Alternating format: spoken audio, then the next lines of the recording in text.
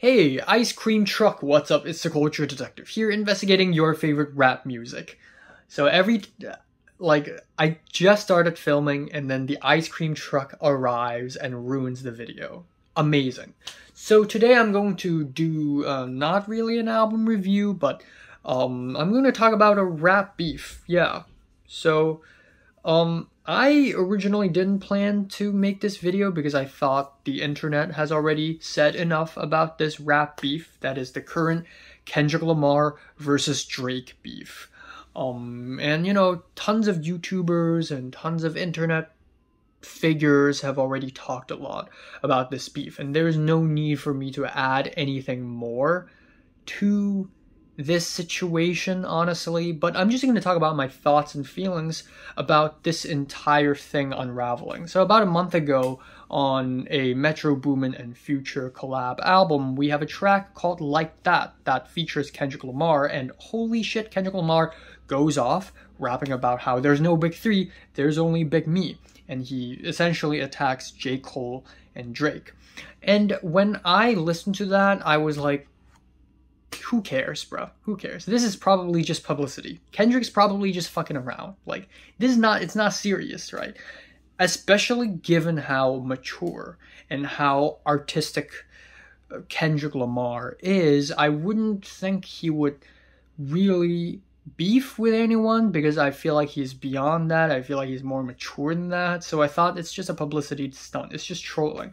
Especially because this is right after the whole top of the morning thing, where Kendrick Lamar appears to be a bit of a troll at this point. Like, he's already come to a point in his career where he could just put out shitty, dumb songs and he just doesn't care. And that's really respectable. But this beef is fucking real. So J. Cole responded with 7-minute Drill, which I briefly mentioned when I reviewed J. Cole's mixtape a few days ago, and yeah, not a particularly great track, and also J. Cole basically removed that track after he did a public apology in front of thousands, tens of thousands of people in a live show. And a lot of people may say, oh, J. Cole chickened out, J. Cole's weak, he's a coward. But you know what? I respect him a lot. I don't know why. I guess as a storyteller, I really like characters who back out of the main drama, and it makes me want to root for that character more. It's like, okay, now that character has to live. That's how I feel about J. Cole, is that he's a real guy. He's being really real about it. He's being humble. He's being real. He's being true to his feelings. He doesn't want to beef. He's beyond that. He's more mature than that. And he admitted it publicly. And I respect that. I mess with that. I think that's great. But obviously, Drake, on the other hand, someone as whose ego is as big, but a skin as thin as Drake, of course, didn't like that. So Drake responded with a couple tracks. One is called Push-Ups and the other is Tailor-Made Freestyle.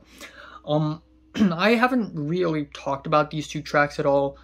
Push-Ups is not great, but the real offensive song here is Tailor-Made Freestyle, because he used AI to recreate Tupac's voice and Snoop Dogg's voice, which is like, why? Like, what's the point? This beef is between Kendrick and Drake at that point. Why are you dragging Tupac and Snoop Dogg into this? Like, what the hell? Do they have anything to do with this beef? And also, Tupac's dead. Like, he's rolling in his grave right now. Why are you using his voice? That's disrespectful. And also Snoop Dogg. Snoop Dogg is still alive. If you want Snoop Dogg on your track, then ask him politely. Why the hell are you using AI? That's stupid as fuck.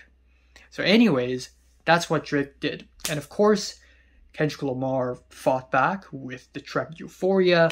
And that was huge. That was a huge deal. And Euphoria was like a way more aggressive jab at Drake. So before that, the track Like That was like just Kendrick Lamar fucking around, you know, haha, J. Cole and Drake, they're bad. But Euphoria was really serious.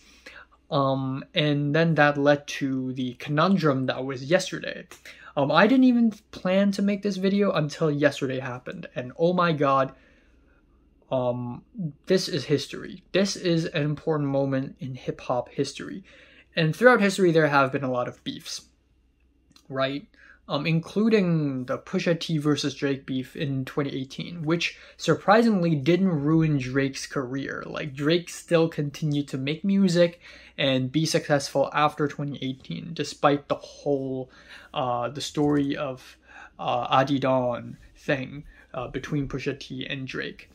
But yesterday happened, and holy balls. Yesterday started off with Kendrick Lamar releasing another diss track called 616 in LA, which isn't particularly that aggressive of a diss track, but it was more of an emotional attack. Like, it's more of just like Kendrick Lamar insulting Drake and stuff like that, insulting him, calling him out for being weird around young girls, yada yada. Drake responded the same day at night with the track, what was it called again? Family Matters, where Drake really goes in and starts accusing Kendrick Lamar of domestic violence. And then I have to say, however, even though Kendrick Lamar's music have always been more preferred by me, it's really cool to see Kendrick Lamar force Drake to rap well again. Because for the first time in a long time, Drake has finally put some heat in his lyrics and in his bars and in his deliveries. Even though the track Family Matters is not great, like the beat switch near the end is just garbage, but like Drake is really going at it, and Kendrick pushed him to do it. And I really appreciated that.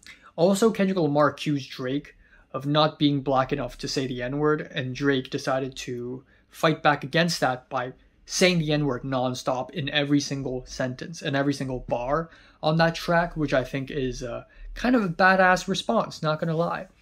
Now we enter Kendrick Lamar again, because within 20 minutes of the release of Family Matters, Kendrick Lamar released Meet the Grams. And that's fucking crazy. 20 fucking minutes. 20 fucking minutes. Kendrick Lamar had that shit ready on YouTube. He unlisted it. So obviously, one can immediately assume that there are snitches in Drake's camp. Somebody, or not just one person, multiple people working for Drake are snitches, secretly working for Kendrick Lamar. What the fuck is this? Is this Infernal Affairs? Like, this is crazy. So Kendrick probably already knew that Drake was going to release that night. Kendrick also knew that Kendrick was going to make fun of, Kendrick knew that Drake was going to make fun of his Ozempic use, I guess. Or, I don't know. Regardless, Kendrick Lamar somehow got a photo of Drake's Ozempic pill prescription, which is a pill meant to help you lose weight, I guess. And he somehow got that photo. Like, what the fuck happened? So Kendrick Lamar sent someone who secretly works for Drake to secretly go up to Drake's bedroom or whatever and take a photo of his pills and send it to Kendrick. Like, something like that happened, I guess. I don't know. But the real nuclear missile is Meet the Grams, which I've never heard Kendrick Lamar, in fact, I've never heard any rapper this hateful before. Like, this is not a smart, witty diss track. This is pure, unfiltered hatred. This is the dirtiest, darkest, most vile piece of music I've ever heard. Probably. Like, holy shit. Because Meet the Grams is, first of all, the pianos, the dark descending pianos, and Kendrick Lamar's ghostly vocal performance. He's not even like making it sound like he's mad or anything. This is a direct attack. And it's just dark. It's just fucked up. It's a really fucked up track where Kendrick Lamar basically speaks to all of Drake's immediate family. He speaks to Drake's son and said, I'm sorry that your father abandoned you. And he speaks to Drake's dad and said, you know, the son you raised was a piece of shit. But 2 moments on this track defined this track. One is when Kendrick Lamar said that Drake should die, which is fucking just crossing the line. Like, straight up hate speech. Like, holy shit. He just called him like, your son should die. Like, what the fuck? And then he goes on and lists out these very serious allegations, how he has sex offenders on payroll and how he's a misogynist and he hates black women, blah, blah, blah, blah, blah. It hits deep. And then the next moment is when Kendrick somehow reveals that Drake has a second daughter, and the daughter is 11 years old. So he's been hiding a child for 11 years.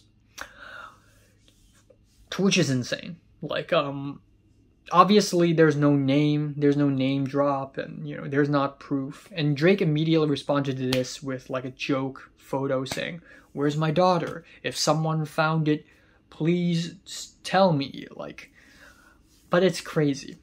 But it's also not too surprising that Drake has a lot of dirt on him, because here's the thing. It doesn't matter who you are, but the more famous you are, the more dirt you got. That is a universal law. If you're a micro internet celebrity, you have a little dirt on you. If you're moderately famous, like a C-list, B-list actor, you have moderate amount of dirt. If you're world famous, like Drake, you have a lot of dirt. And that's how fame works. Some of it is probably real. Some of it is probably just allegations, just rumors, and are false. Regardless, the more famous you are, the more dirt you got. Like, even like a famous professor in my college has a lot of dirt on him because he's a famous professor. So yeah, it's crazy, it's whack, it's wild, nobody knows it's true. But I would imagine, like, in the rap community, especially not rap listeners, but like rappers community, they probably have rumors circulating around, like, okay, Drake probably has hidden 5 or 6 more children or something. Like, bro is Genghis Khan, you know? Yeah, so this is a really nasty, vile diss track, and I have no idea how is Drake gonna respond to that, other than just filming himself say a bunch of death threats to Kendrick Lamar, because that's the only thing he can do at this point. So I don't know, it's both exciting but also ugly. Like, beefs are entertaining, but I don't really like them. It's not great for artistry. Like, I feel like as a respected artist, it's best to, you know, keep yourself aloof and away from petty dramas like this, unless Kendrick Lamar really has a real reason to expose Drake because he is an evil maniac who is a felon, you know, who should be convicted of felony or something, which is exactly what Kendrick Lamar is implying, by the way. But I'm gonna quote 2 more people by the end of this video. First is Ice Cube on a Good Morning America or whatever show. Ice Cube says that beefs are volatile because they turn into murder, which seems like a really ridiculous thing to say, but it does happen throughout history. Some beefs do turn into violence, and I really hope nothing bad happens to either Kendrick or Drake, even though Drake is a corny guy. Like, I hope nothing bad happens to them, because I don't want to see violence coming out of this.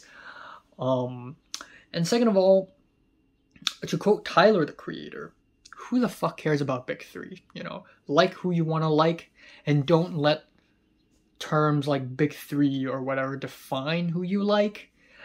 So personally, this beef is entertaining, but I really think Meet the Grahams has crossed the line. And I'm not gonna condemn Kendrick Lamar for doing this. Maybe he has a really real reason to do this. Like, it's a really urgent thing, like a big bad evil. You know, Griffith.